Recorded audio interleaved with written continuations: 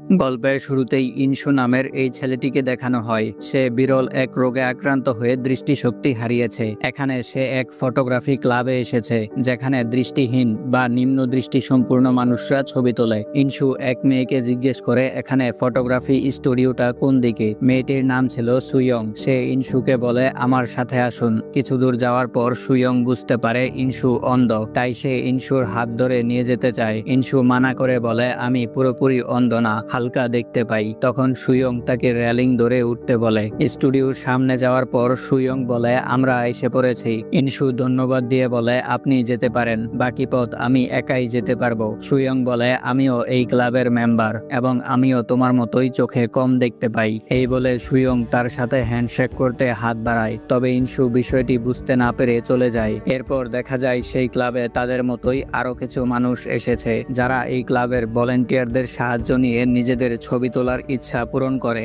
আর এখানে থাকা সবাই চোখে সামান্য একটু দেখতে পায়। একজন ভলেন্টিয়ার সবাইকে নিজেদের পরিচয় দিতে বলে। প্রথমে ইনসু নিজের পরিচয় দেয়। সে বলে আমার নাম ইনসু। 3 বছর আগে বিরল এক রোগে আক্রান্ত হয়ে দৃষ্টিশক্তি হারিয়েছি। তখন থেকেই আমি চোখে কম দেখি। তার কথা শুনে গিয়ং নামের একজন বলে তুমি দেখতে অনেক হ্যান্ডসাম, তোমার সাথে সুইয়ংকে খুব ভালো মানাবে। ভবিষ্যতে আমি তোমাদের দুজনকে একসাথে দেখতে চাই। হিয়ন নামের এই ছেলেটি বলে আমার অবস্থাও অনেকটা ইনসুর মতোই, তবে আমি ছোট থেকেই চোখে ঝাপসা দেখতে পাই। গিয়ং বলে আমি গত 10 বছর যাবৎ চোখে ঝাপসা দেখতে পাই, আর এখানে আমি আমার হাজবেন্ডের সাথে এসেছি, সেও আমার মতোই অন্ধ।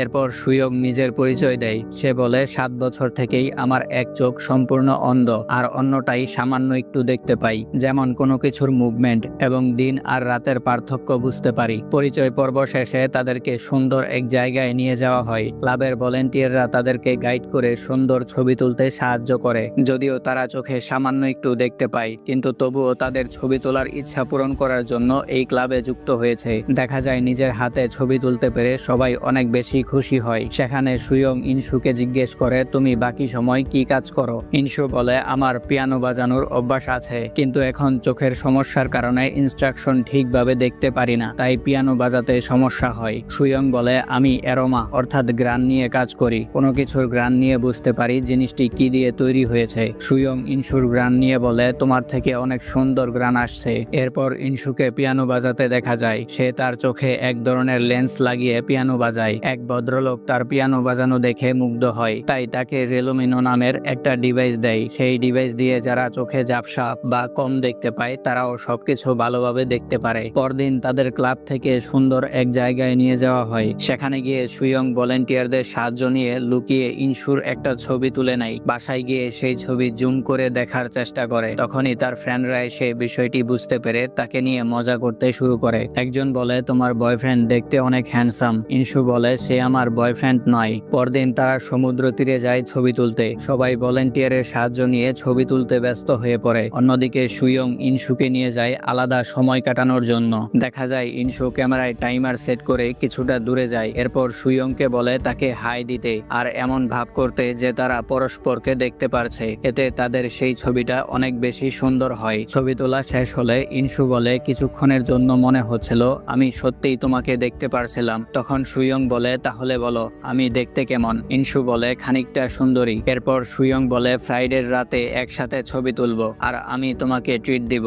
ইনসু বলে ঠিক আছে, আমি তোমার জন্য অপেক্ষা করব। সেদিন বাসায় ফিরে ইনসু সেই ভদ্রলোকের কাছে যায় যে তাকে রেলুমিনো ডিভাইস সম্পর্কে বলেছিল। ইনসু তার কাছে আসে নিজের জন্য একটা ডিভাইস বানাতে। ভদ্রলোক তার চোখের পরীক্ষা করে আর বলে 2 দিন পরে সে ডিভাইস নিয়ে যেতে। পরদিন সুইয়ং এর কথা মতো ইনসু তার জন্য অপেক্ষা করছিল। এদিকে সুইয়ং আসার সময় সিঁড়ি দিয়ে নামতে গিয়ে পড়ে যাচ্ছিল। তখন এক ভদ্র মহিলা তাকে সাহায্য করতে এগিয়ে আসে। সুইয়ং বলে আমি ঠিক আছি, একাই যেতে পারবো। তখন সেই ভদ্র মহিলা তাকে কিছু টাকা দিতে চায়। এতে সুইয়ং এর অনেক মন খারাপ হয়। দেখা যায় সে টাকা নিতে না চাইলে মহিলাটি তাকে অনেক কথা শোনায়। এরপর সুইয়ং নিজের মনকে শান্ত করে ইনসুর কাছে যায়, কিন্তু দেখা যায় তারা অনেক কাছাকাছি থাকলেও একজন আরেকজনকে খুঁজে পাচ্ছিল না। তখন সুইয়ং ইনসুকে ফোন করে তার হাত উপরে তুলতে বলে, কারণ সুইয়ং কোনো কিছুর মুভমেন্ট বুঝতে পারত।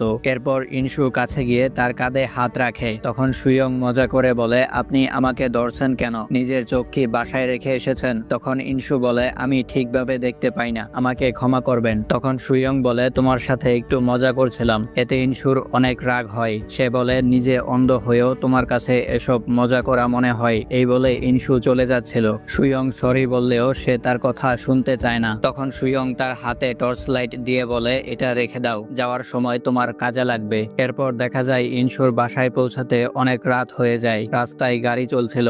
ইনসু সুইয়ং এর দেওয়া টর্চ লাইট জ্বালিয়ে নেয়। তখন সে বুঝতে পারে আসলে সে ভুল মানুষকে রাগ দেখিয়েছে। সুইয়ং এর তার প্রতি এই কেয়ারিং মনোভাব তাকে মুগ্ধ করে। পরদিন তাদের ক্লাবে রিইউনিয়নের আয়োজন করা হয়। সেখানে ক্লাবের সবাই তাদের নিজেদের তোলা ছবিগুলো সুন্দরভাবে ফ্রেমে বন্দি করে। কিছুক্ষণ পর সেখানে ইনসুকে দেখা যায়। সে একজন ভলেন্টিয়ারকে জিজ্ঞেস করে সুইয়ং কোথায় আছে। ভলেন্টিয়ার বলে 10 কদম সামনেই সুইয়ংকে পাবে, আর সে তোমাদের তোলা সেই ছবিটা ভালোভাবে দেখার চেষ্টা করছে। ইনসু কাছে গিয়ে সেই ডিভাইসটা দিয়ে বলে, এটা দিয়ে ভালোভাবে দেখতে পারবে। সুইয়ং সেই ডিভাইস দিয়ে তাদের ছবিটা ভালোভাবে দেখতে পায়। ইনসু কিছুটা পিছনে গিয়ে সুইয়ংকে বলে পিছনে দেখতে। দেখা যায় ইনসু হাত দিয়ে হার্টের আকৃতি বানিয়ে তার ভালোবাসা প্রকাশ করার চেষ্টা করছে। অন্যদিকে সুইয়ং প্রথমবারের মতো ইনসুকে ভালোভাবে দেখে মুগ্ধ হয়। এরপর তারা কাছাকাছি এসে প্রাথমিক কাজে লেগে যায়। ইনসু বলে, কেউ আমাদের দেখতে পারে। সুইয়ং বলে, এখানে কেউ ভালোভাবে দেখতে পায় না, কিন্তু দেখা যায় ক্লাবের ভলেন্টিয়ার,